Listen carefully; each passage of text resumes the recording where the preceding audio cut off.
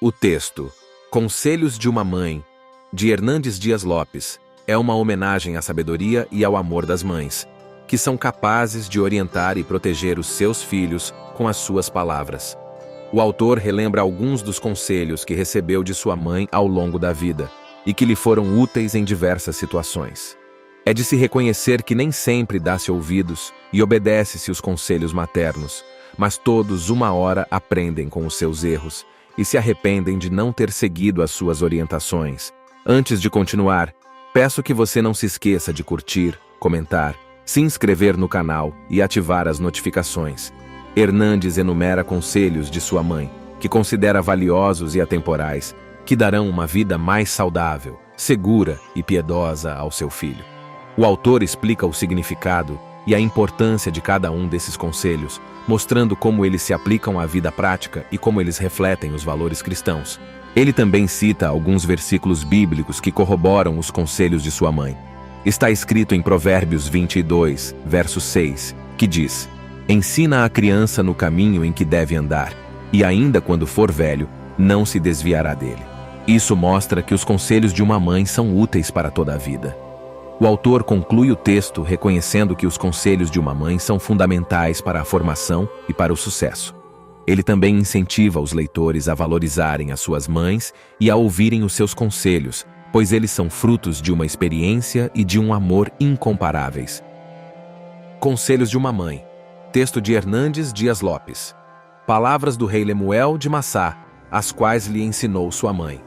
Provérbios 31. As mães são mestras do bem, as palavras da sabedoria e a instrução da bondade estão em seus lábios. Abraham Lincoln, o estadista americano, afirmou: "As mãos que embalam o berço governam o mundo. As mães forjam o caráter daqueles que vão ascender ao poder e governar." O rei Lemuel não apenas recebe instruções de sua mãe, como está escrito em Provérbios 31, de 1 a 9, mas do topo do mundo, proclama esses conselhos para que todos aprendam. Quais foram esses conselhos? Em primeiro lugar, cuidado com relacionamentos ilícitos. O poder, a riqueza e o prestígio de um rei atraem muitos relacionamentos ambiciosos e muitos reis perdem sua honra e abalam o seu reino por se entregarem a essas aventuras. Exemplo disso foi o rei Salomão. Ele se envolveu com muitas mulheres, corrompeu o seu coração, levantou altares pagãos para agradar essas mulheres e afastou-se do caminho da sabedoria. O jovem rei Lemuel não deveria dar às mulheres a sua força, nem os seus caminhos a essas aventureiras sedutoras. Em segundo lugar, cuidado com a embriaguez, pois um rei bêbado é uma tragédia. Os reis precisam estar sóbrios a todo tempo, pois constantemente estão tomando decisões importantes e a ausência de sobriedade provocada pela embriaguez tira desses governantes o discernimento necessário para agirem com sabedoria e misericórdia. Um governante alcoolizado esquece-se da lei e perverte o direito dos aflitos. Em vez de defender o inocente, privilegia o culpado. Em vez de governar com probidade, promove a corrupção. Governança e embriaguez não andam de mãos dadas. O trono regado de vinho torna-se uma ameaça para o povo e um pesadelo para a nação. Em terceiro lugar, alivia a dor do aflito. O texto não incentiva a distribuição de bebida forte para quem perece e para quem é amargurados de espírito. A bebida forte e o vinho eram usados como anestésicos que os infelizes tomavam, que eram condenados ou pacientes com dores atrozes.